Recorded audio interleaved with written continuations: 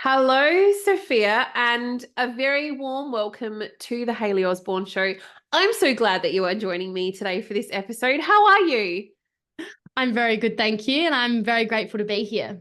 So, I've kind of done a little intro beforehand. However, what I like to do with each of my guests is hand it over to you to just give my listeners a little intro on who you are, what you do, and how you help people. So I'm going to handball it straight away. And we had to hit record because we were like, blah, blah, blah, blah, blah, blah. Yeah, so my name is Sofia Bernardi. I'm a mindset and business coach and online events expert for ambitious female coaches and service-based businesses that want to grow and scale their coaching business the simple, sustainable, and fun way. I'm very passionate about it. Done it for about 4.5 years now. That's how long I've been in business. And I've honestly loved every single moment because prior to finding out that coaching was even a thing, I was a very lost soul with no clear direction with what to do in my life, no purpose. Yeah, no clue about anything. And, finding the coaching industry through my own personal development work and then stepping into this and seeing what can happen when you have the right support and approach of the amount of impact and income and freedom and fulfillment that can be created has just been unreal to me. And now to be able to help others to do the exact same thing is just a dream come true, really. Yeah, I love that. And so tell me, how do you do that? How do you do that? So let's strip it back. So you said about running, helping, well, having more fun. I was like, yes, please. Because I feel like everyone starts a business because they think it's all like fancy and rosy and stuff. And then like it hits you and you work a lot more than you ever have in your life. Because if you want to move the needle, unfortunately, like those people that say that they're spending 5 hours working and the rest of the time on the beach, I'm sorry, but that is a total crock of shit. I say Um, the same thing. I'm like, that's such bullshit. And also, like, it's also not desirable. Like, do you know how difficult it is to work from your laptop and your phone at the beach? Like, you can't it's so even see the hard. screen. Like, you don't even want that. Why do people use that as an example? It's so hard, like the reflection of the sun. And even if you're in a cafe, depending on where you're sitting, it's highly annoying and frustrating and very unproductive. And Yeah, also depending on what you're doing, but on a beach, like, can't give me straight. I find that really exactly. funny. So the more fun aspect, like I do love that because I feel like business is about freedom and choice. And, I know, especially when people start their business, you kind of are, oh my God, I should be working all the time. Like I feel guilty and I should be doing this and that. But really, like it's not until like a year in where you give yourself a bit more grace and go, no, actually, I'm going to just do this appointment this morning, or I'm going to go grab a coffee, I'm going to go for a walk, or I'm going to it's just a lovely hybrid model. So is your life a bit of a blend as well? Just a Yeah, mixed I'm lovely I'm blend. always going to be so transparent. I've created a business with so much freedom. Like it is currently 3:30 in the afternoon here and you are the first call I'm having today. Like I've got a lot of freedom. I've also got no calls tomorrow. I had no calls yesterday. I've got one call day a week. So I really have created a very spacious business model, which allows me to spend my time on the things that bring me the most joy. And so I mean it when I say I've got an incredible business in terms of the way it's set up. But of course, that does not take away from the fact that I do work a lot of hours because I love what I do, but also because I've got a really big vision and mission. I want to help a lot of people and I want to keep growing and scaling the business. And so, of course, I put the hours into that. But it's one of those things when people say, if you love what you do, you never have to work in a day. And whilst it sometimes feels like work, a lot of the time, I guess, because I love it, I choose to do it. So I'm not going to be one of those people that says I work 3 hours a week and $50,000 per month comes rolling in. I work every day, but I love it. And I suppose the fun part comes in, because I've tested and tried a lot of marketing strategies out there. I was one of those coaches when I first started that thought that there was this huge missing secret to success. So I invested in every program, mastermind, inner circle course, and registered for every free event and read every book under the sun Yeah. on the secrets to success. And so I've genuinely tried and gone all in on so many different approaches to grow. And some were more sustainable than others. Some were more enjoyable than others. Some were more aligned than others. Some required a lot more money and effort and time than others. And I found what feels the best for me. That's simple, it's fun, it's sustainable and scalable. And for me, that is running events. So I suppose that's where the fun part comes in, is the marketing strategy I've chosen actually brings me a lot of joy. Whereas I've tried other strategies that bring me less joy, like cold DMing people or appointment setting, or, just posting content day in and day out, hoping for more clients to roll in, where it doesn't always work that way. So I've tried a lot of things, and helping people and adding value through these free, impactful virtual events, whether you want to call it a masterclass or a challenge or a webinar or whatever you want to call it. That's what makes business fun to me, because I go to bed at night thinking I've really helped people and made a difference. And even better, those people now are my clients. So it's great. That's so good. Okay, so let's talk about events. So when you say event, let's strip it back. What do you mean? Just so that everyone else understands it. And I know you just said it, but that's the question I want to ask you, is what do you mean by including events in your marketing strategy? Like, let's dumb it down.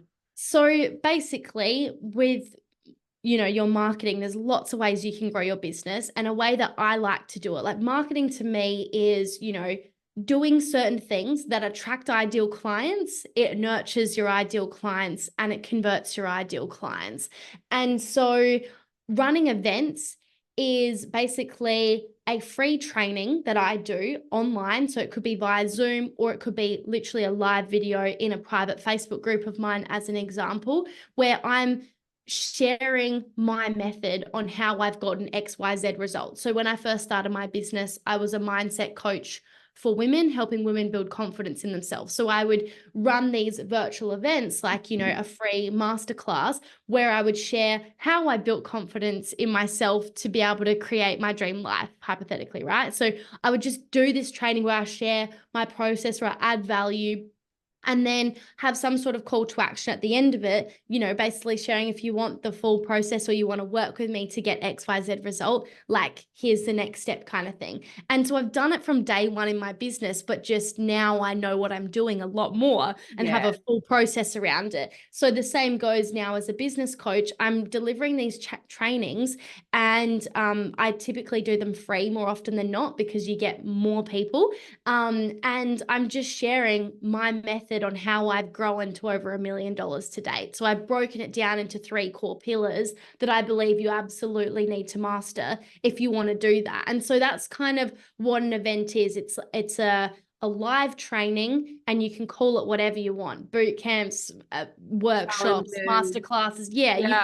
Everyone listening has probably attended one at some point in their life, and probably purchased off the back of one or shortly after as well. Like, it's a big thing that, a lot of top CEOs, experts, and coaches do, because it works.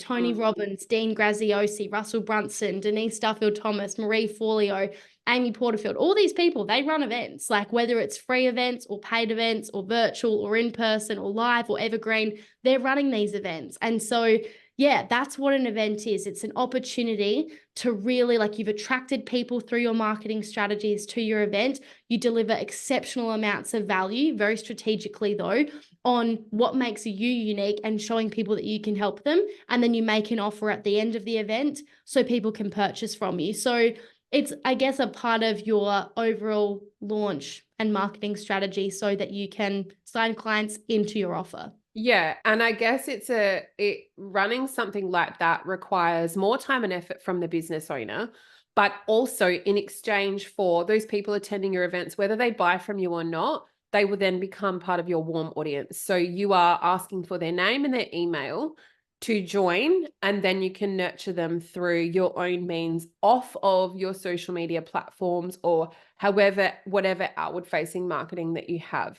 So I think that's a really good way. And obviously there's other ways to attract people to your database, but in your experience over the last few years, you think that this has been the most, I'm not going to say it's the best way, because some people might not like it, but in your Yeah. experience, it's been the fastest way that is created the biggest growth, which is so awesome.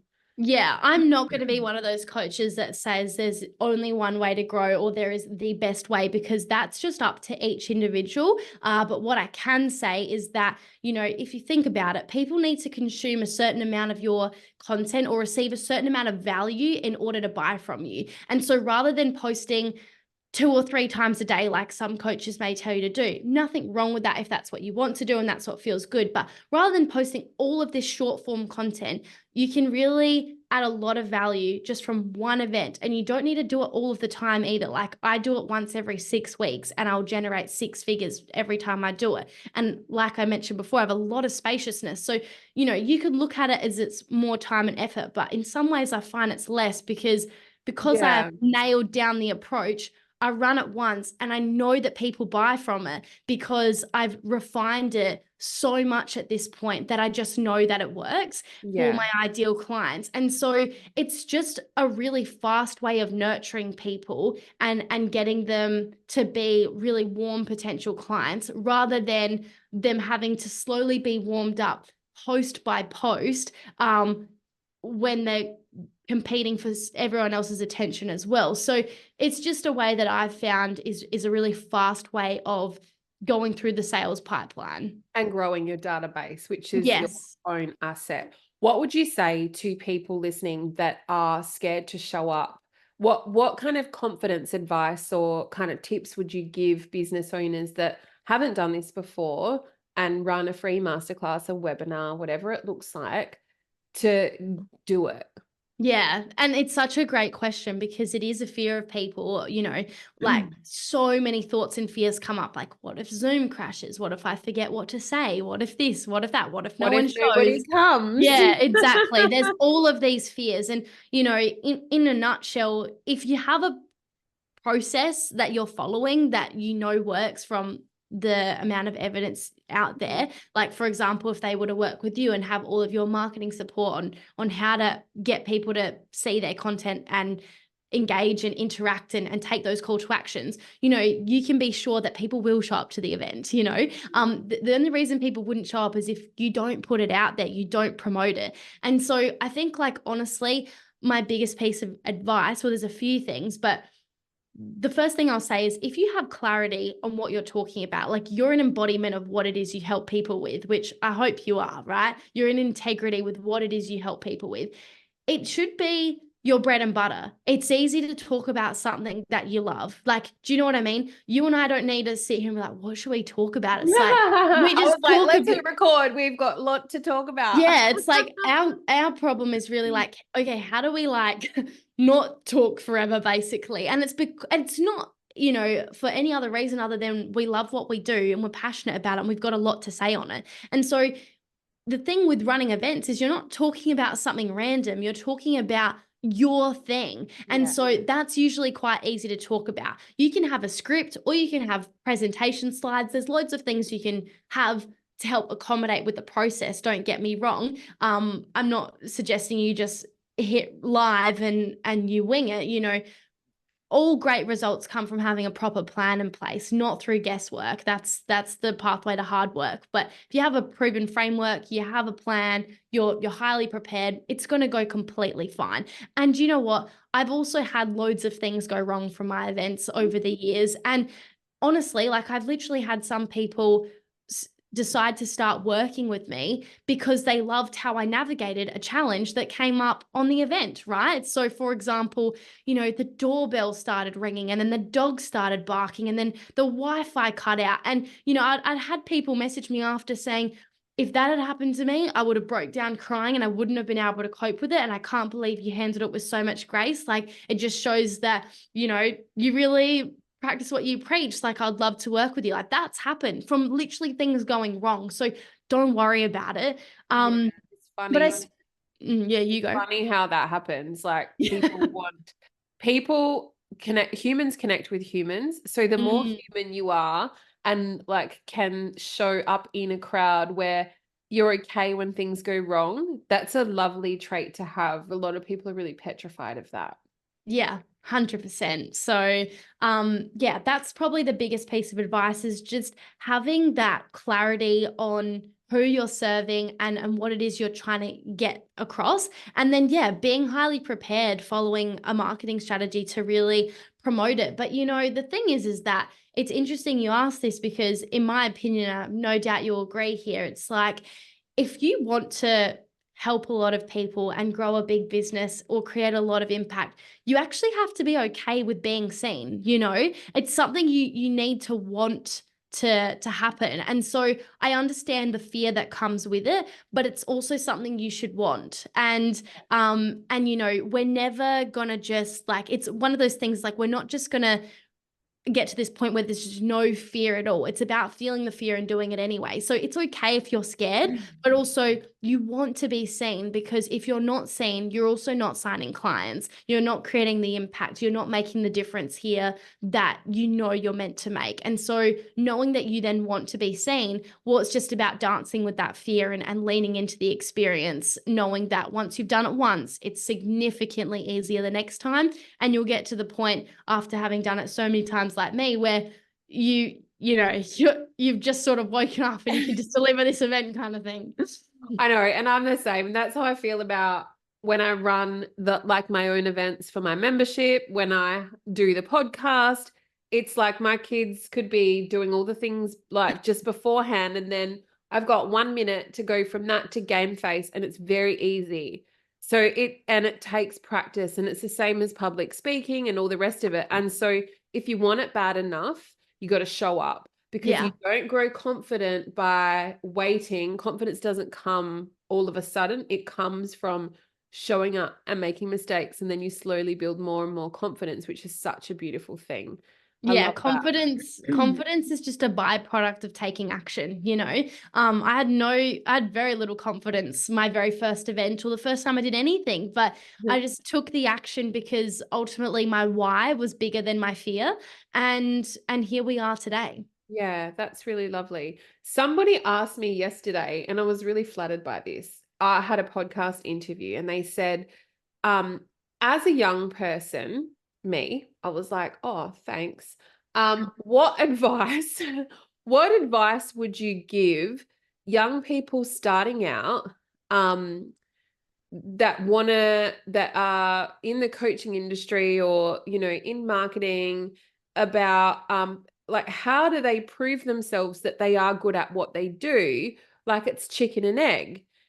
So I don't know. I think that's a great question, because you are also quite young and you've had quite a successful business. And so how did you, at the very beginning, what did you do to be able to prove that you were good at this, that you could help people? Because I've got my own answers to this, and I loved my answers, and I think that they're great. But I'd like to know, like, how did you combat that chicken egg situation at the start? Yeah, it's a great question, because I'm 26 right now, but when I started my business, I had only just turned 22, and I certainly wasn't a business coach because I had no prior business experience at all. And so I asked myself the same thing. I'm like, who am I to be a life coach helping people with their life when I don't have that much life experience in terms of my age? But the truth is that, and I could talk about this for hours in of itself, but I have a pretty big background in terms of the personal things I've had to overcome that's made me the person I am, in terms of, and I'll use other people's words because it feels weird labeling myself as this, but I get told pretty much on a daily basis that I'm a very wise person or a very wise old soul. I get told that sort of stuff a lot. And I really just think it's because I had to grow up kind of quickly and navigated a lot of things. And without going into too much detail, because I know we've got a lot we want to cover, but I had a dad that had a really severe gambling addiction when I was 16 years old, and it got pretty bad, for lack of a better word, to the point that my parents split up, and it was kind of unsafe actually being at home, and my mum wanted to move back overseas from Australia to Denmark in Europe, where her family is from, because she couldn't support her 3 children as a single mum financially in Australia. So overnight, really, I had to move to the other side of the world and start my life again, where I didn't know the language. It was completely opposite culture and country and climate. And that was a very, very difficult few years that I spent there. And there were lots and lots of things that happened within that. And, you know, through that journey, I eventually found personal development out of just not knowing how to cope with my own emotions. I had no confidence. I thought my life, you know, was very unfair. I was a victim, and didn't think that I was going to amount to anything, because people would always say, oh, if you've got someone in the family with addiction, it ruins the whole family. Like, that was the narrative. And so, you know, through doing this personal development work, I really transformed my life, and then wanted to help other people that were also stuck or lost or didn't feel good enough. And so whilst I was very young when I started my business, it had come off the back of many challenging years and a lot of, you know, personal growth that had happened. And so I guess I asked myself the same question, like, who am I from an age perspective? But then thankfully, my burning drive and desire to help people was just far greater than any limiting belief. So to be honest, I had the thought there that I am young and who's going to buy from me, but I just wanted to help people so much more than that. And I couldn't think of a single other thing I would do instead. The thought was there of like, just get a job for a few years until you're older and then start. But nothing excited me as much as helping people in my business. So really the short answer is just the drive was far greater than any excuse or reason or limitation. Yeah, and I love that. And so many people are so scared to start. And I find that those that have the strongest stories have the biggest balls. Yep. Like, And that's so true. so like for me, I did it the opposite. I have a marketing degree. I lived in Sydney for 5 years. I looked after the biggest alcohol brands in the world. I, you know, had a couple of other businesses, and then I realized like people were asking me for help, and it was like, oh crap, I need to start a business that is completely different to the businesses that I had run. And then I was like, I can't. So the fear was that I can't. I've got a mortgage. Like on my own, I was single. And it wasn't until my brother was like, he's quite a successful builder. He was like, I'll pay it, quit your job. Like it was a very high paying corporate like marketing role and blah, blah, blah. Anyway, at the end of the day, that was my cushion, and it was like quite supportive, but he never paid the mortgage. And I just, you know, grew from strength to strength very quickly. But it's like, that's the opposite, right? I wish that, you know, I'm not going to, I would never take back my story, No. but like that's two different ways that you start Of getting a result. of Yeah. getting a result. And however you build that confidence, like good on you. That is something to be so proud of. And so just like, I don't know, oh, just you've like the backbone is there, and no one can ever take that away from you. And that is, I think, the key element that will continue to make your business a success, and any business owner a success, is like a huge backbone. Know exactly what your like mission and values are and go for it. Like, what have you got to lose? Nothing. Yeah, I really love that you showcase that we have different starting points, because I think that that's just evidence for everyone else that it doesn't matter what your circumstances are, what your age was, what your personal background was, what your history of, you know, business or marketing experience is. Like, if you want something, it's yours. You just have to go after it and have that, you know, resilience and discipline and desire, and with the right strategy and with the right support, like honestly, anything is possible, truly. Yeah. So my answer to his question yesterday was, if I was young and I knew that I wanted to do this, that what I would do first is I would offer to coach a few people for free, get a really good result and get great testimonials, like video testimonials, get them to leave me Google and Facebook reviews. And that is how I would start, and I would kill it. I Like love that is that. what I would do now, just for anyone that wanted to know what my answer was. Yeah, yeah. So there's not one way to do something. There's so many different ways. You cannot create your strategy based on somebody else's strategy to success, because you will fall over at the end of the day, because it will be inauthentic in some way, shape, Yeah. or form.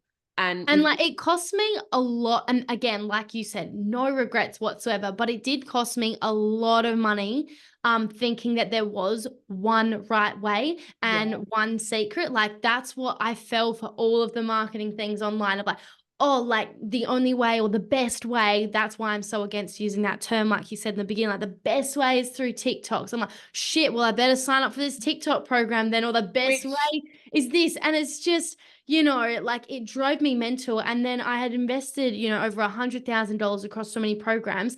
And I would see that there was a lot in common with all of them in terms of the insight. I'm like, and it took me a long time to realize, fuck, Sophia, you actually know all this. What are you doing? And the lesson isn't, oh, don't invest in yourself because you already know it. The lesson was there's no fucking secret. So just do the thing that you actually want to do and like go all in with one coach, one approach, because it feels good and you trust it, knowing that it will work if you do the work to make it work, not when you're chasing the next fleeting trend and algorithm hack and thing that doesn't feel aligned, but because it's successful for someone else, you have to succeed in that too. Like, do you know what I mean? That was the actual problem. And it just took me a long time to realize that. And this is why I love events, not because it's the best way, but it's the best way for me because it's fun, it's sustainable. Like, I'm not reinventing the wheel every month. I run the same event and I've just mastered it. And it's so easy for me now, but it's easy because I have a plan, because I have a promotion strategy, because I know how to present,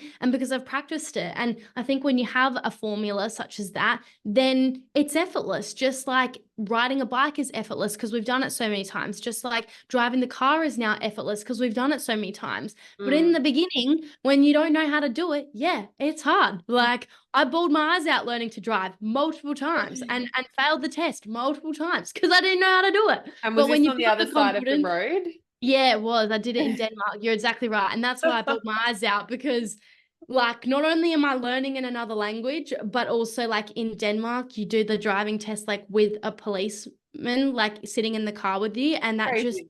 So petrified different. me.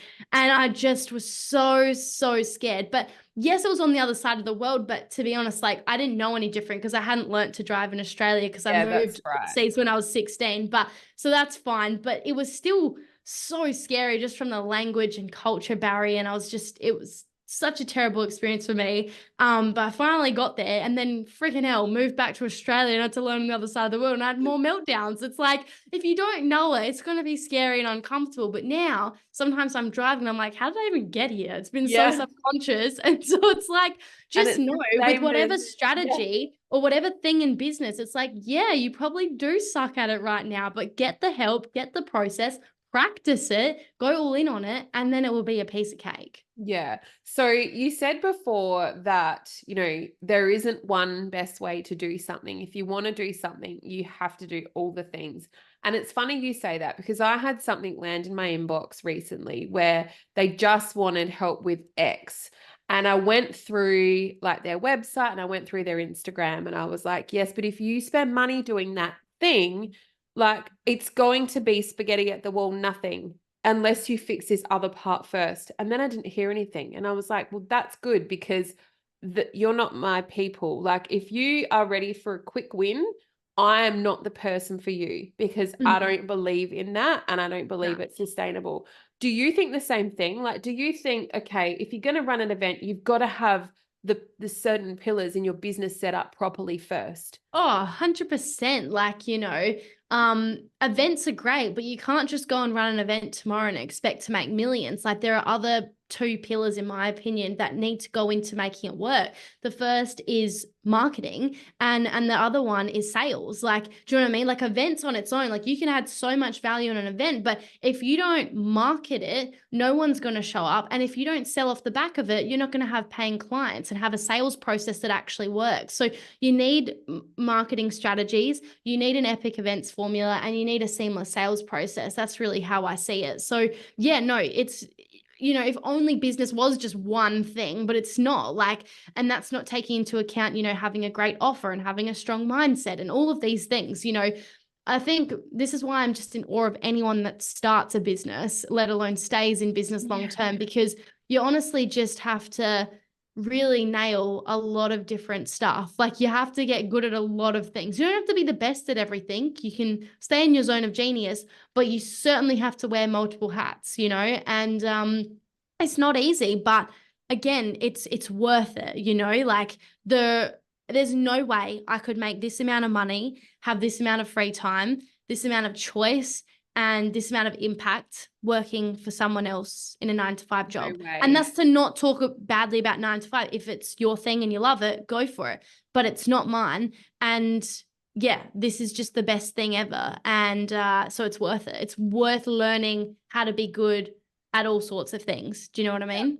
And so those three parts I'd add a fourth to have your marketing foundations really in place. So yes, it's marketing, but more from a foundational alignment Yes. perspective. If that's not done right, you can have the best marketing sales event going around. But if you have a crappy website and the rest of your platforms and content pillars aren't in alignment, then that will fall over too. So it's just having all the things. Yeah, I put that all under the bracket of marketing as like Yeah. having a strong brand, having the content pillars, having a Yeah. great, like clear, amazing messaging, like all of that I put under marketing because you're right, it is so important to have all of that quite established. So yeah, completely agree. Yeah. All right. So I want to know how we can stalk you and how we can find you. Where do we find Sofia Bernardi? How do we find you and how do we connect with you? Thank you. Well, if you're listening to this, you're a podcast listener. So come over to my podcast. It's called Rising Coaches with Sofia Bernardi. And it's there that I share episodes every single week, interviewing incredible people such as Hayley and, you know, just sharing tips and tools and strategies on how to really grow and scale your business. So Rising Coaches with Sofia Bernardi. And then the other place where you can see about my upcoming event or learn all these sorts of things would be on Instagram. So I'm at Sophia Rose Bernardi, and I would love for you to come say hi and share your biggest takeaway from today. Yay. Well, with that, Sophia, thank you so much for joining me. I have loved this episode and I know that everyone else will too. And I will put everything that you've mentioned in the show notes. So thank you so much. Thank you.